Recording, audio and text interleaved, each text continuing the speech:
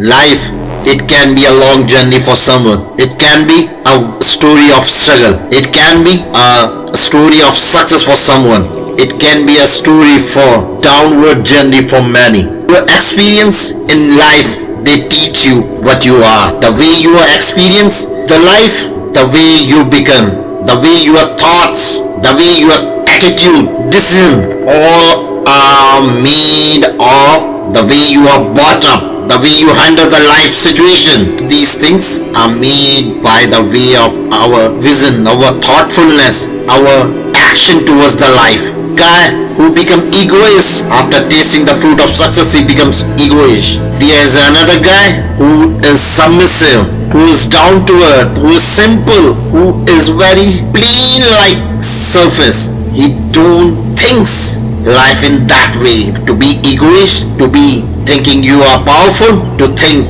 that you are supreme, he don't have a sense of this. What you think? Who will sustain? Who will constantly be on the top? Who will be the winner in the game of life?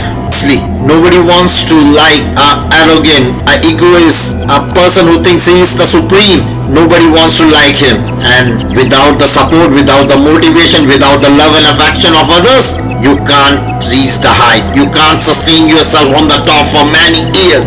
But the guy who is submissive, who means what he is, not by being the powerful, not by showing the virtue of us, but by being down to earth, by spreading happiness in others, by not feeling that he is supreme, by not thinking he means a lot to many, but to be grounded onto the soil. The day you think that I am the man of this world, the day you think that I am the supreme one, I am the champ, I am the one who can change the destiny of others, that day you are finished. I remind you, dear, you are no more on that day. The day you think that you are this powerful person, then you can't survive yourself. You can't sustain on the top. You have to be grounded to the roots of the soil. Then you can achieve the heights of the sky.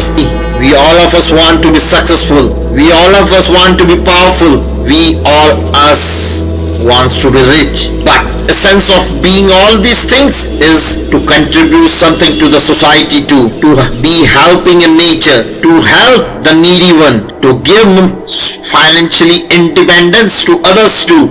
A guy who just became rich and the guy who is persistently working on his goals, aims, and he is trying his level best. He is thinking every day as a new day, working hard on his work. He is not giving up. He is consistent. He is disciplined. And when this fellow reach on the height, he knows the value of it. He understands the value of being successful. He knows the struggle, the pain, the grief behind its success. He knows the untold story of being successful, and he measure it with the valueness. He measure it with the worthiness. He don't think that being successful means just being successful, being arrogant, being egoistic, being supreme. No, he knows the struggle, the failures, the person who is trying his level best to be the winner, and he is trying only, he is not succeeded. He knows the efforts of this fellow, that how many years, how many times he has failed, and in this successful fellow knows the value of his struggle. He don't compensate it with a smile. No, my dear, he compensate it with the motivation towards him, and he wants that each and everybody who is working hard should be successful, should be powerful, should be rich, but not by being egoistic, by any other negative trait.